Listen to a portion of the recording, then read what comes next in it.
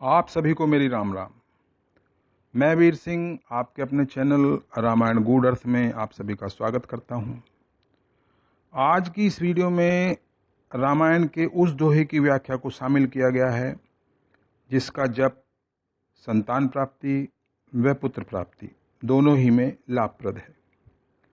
भारतीय ज्योतिष में ऐसी बहुत सी विधियां, ऐसे बहुत से उपाय मौजूद हैं जिनका विधि पूर्वक पालन करके पुत्र संतान की प्राप्ति की जा सकती है।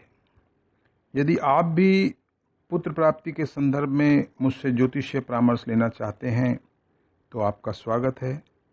आप कमेंट्स करके अपनी इच्छा मुझ पर जाहिर कर सकते हैं। आइए अब राम कथा को आगे बढ़ाते हैं। माता पार्वती भगवान शिव से प्रभु राम के अवतार की कथा कहने के लिए विनती कर रही हैं। पुनि प्रभु कहे हो राम अवतारा। पूर्व में माता पार्वती यह शंका भी जाहिर कर चुकी हैं कि जो नृपतने ते ब्रह्म किमी, यानी जो एक राजा का पुत्र है अर्थात जो एक मानव का तन धारण किए हुए वह ब्रह्म किस प्रकार हुआ। तो परमपिता परमात्मा का अवतरण और सामान्य जीवों के जन्म में क्या अंतर है, यह इस प्रश्न के उत्तर में बताया गया है। बालकांड में तुलसी जी ने लिखा है, आकर 4,84,000 जाति जीव जल थल नभवासी। भावार्थ यह है कि हमारी पृथ्वी के जल, भूमि तथा आकाश में जो भी जीव वास करते हैं वे सभी के सभी 84 लाख योनियों के अंतर्गत आते हैं तथा इन सभी के जन्म को 4 खानों में बांटा गया है जिसे तुलसी जी ने आकरचारी बोला है। पहला है अंडज, यानी कि वो जीव जो अंडे में से जन्म लेते हैं जैसे पक्षी, चींटी। दूसरा है स्वेदज, यानी जो पसीने से, उष्णता से जन्म लेते हैं जैसे कि जूं, खटमल, मच्छर आदि। तीसरा है उद्भिज, जो बीज से या जड़ से या फिर पोरी से जन्म लेते हैं।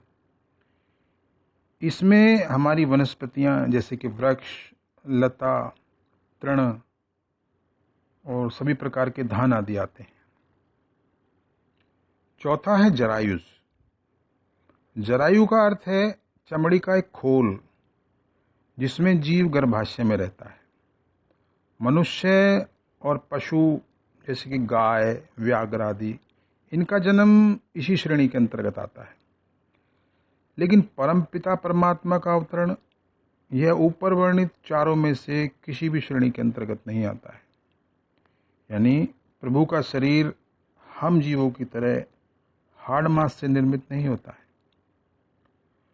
तो प्रभु कैसे शरीर धारण करते हैं, उनका शरीर किस प्रकार निर्मित होता है, ये बालकांड के दोहा नंबर 192 में प्रभु स्वयं बताते हैं कि मनुज अवतार में वे कैसा तन धारण करेंगे। प्रभु कहते हैं, निज इच्छा निर्मित तनु माया गुण गोपार।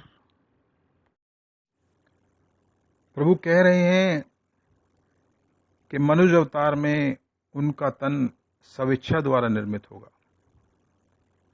यानी वह तन माया से परे होगा। तीनों गुण रज, सत, तम, इनसे भी परे होगा तथा गोपार। गो कहा जाता है इंद्रियों को, यानी कि वह इंद्रियों से भी पार होगा। इस प्रकार के सविच्छित तन को चिदानंद स्वरूप कहा गया है।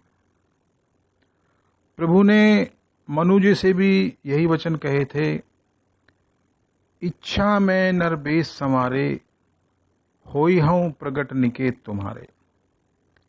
यानी आपके घर में जब मैं नरवेश में प्रकट होऊंगा तो मेरा शरीर नरवेश होने के कारण दूसरों के समान दिखाई जरूर देगा, परंतु मेरी वह देह मेरी इच्छा द्वारा ही निर्मित होगी।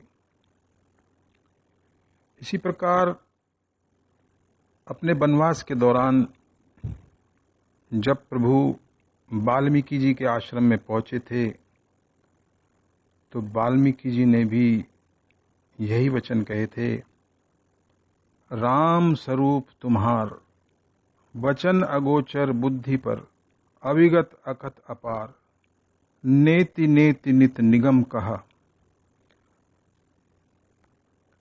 भावार्थ यह है कि प्रभु आपके स्वरूप का वर्णन वाणी और बुद्धि से परे है, वचन अगोचर बुद्धि पर, और आपका यह रूप अव्यक्त यानी से व्यक्त नहीं किया जा सकता, अकथनीय है और अपार है, अभिगत अकथ अपार।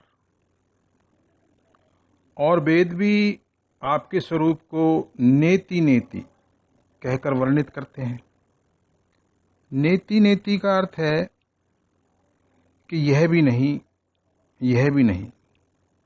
नेति का एक और अर्थ है न इति, यानी कि जिसका अंत नहीं। तो अंतहीन तो केवल ब्रह्म है, अर्थात प्रभु आप ब्रह्म ही हैं। इसके उपरांत वाल्मीकि जी ने यह भी कहा कि चिदानंद में देह तुम्हारी, यानी प्रभु आपकी यह देह पंच महाभूतों से निर्मित अन्य देहों के समान ना होकर चिदानंद में है। तो आज की राम कथा बस यहीं तक। कथा का शेष भाग अगले वीडियो में। अब व्याख्या उस दोहे की जिसका जप संतान प्राप्ति व पुत्र प्राप्ति दोनों के लिए ही लाभप्रद है। दोहा मनु शत्रुपा की कथा से लिया गया है। जब मनु शत्रुपा के तप से प्रसन्न होकर प्रभु ने उनसे वर मांगने के लिए कहा, तब मनु जी द्वारा जो वर मांगा गया वह इस प्रकार था, दानी शिरोमणि कृपा निधि नाथ कहूँ सती भाऊ, चाहूं तुम्हें समान सुत प्रभु सन कवन दुराओ। भावार्थ यह है कि प्रभु आप दानियों के शिरोमणि हैं, अर्थात आप परम श्रेष्ठ अनुपम दाता हैं तथा आप दया के सागर हैं। और हे नाथ, मैं सद्भाव यानी सच्ची भावना से कहता हूं, बिना किसी छुपाव के, प्रभु सन कवन दुराव, कि मैं आपके समान पुत्र चाहता हूं। प्रभु ने मनु जी के इन वचनों को सुनकर एवमस्तु कहा, जिसका अर्थ है ऐसा ही हो। तो सभी निसंतान दंपत्ति व जिनको पुत्र की अभिलाषा है, उन सभी के लिए इस दोहे का जाप लाभप्रद सिद्ध हो सकता है। अतः रोजाना 108 की संख्या में इसका जाप करें। इसके साथ ही यदि संतान गोपाल स्रोत का पाठ भी किया जाए तो अधिक उत्तम रहता है। तो आज की वीडियो में बस इतना ही। वीडियो के अंत में आप सभी से यही कहना चाहूँगा कि यदि आपने अभी तक मेरे चैनल को सब्सक्राइब नहीं किया है तो कृपया सब्सक्राइब करें, वीडियो को लाइक करें, शेयर करें और कमेंट्स करना ना भूलें। धन्यवाद।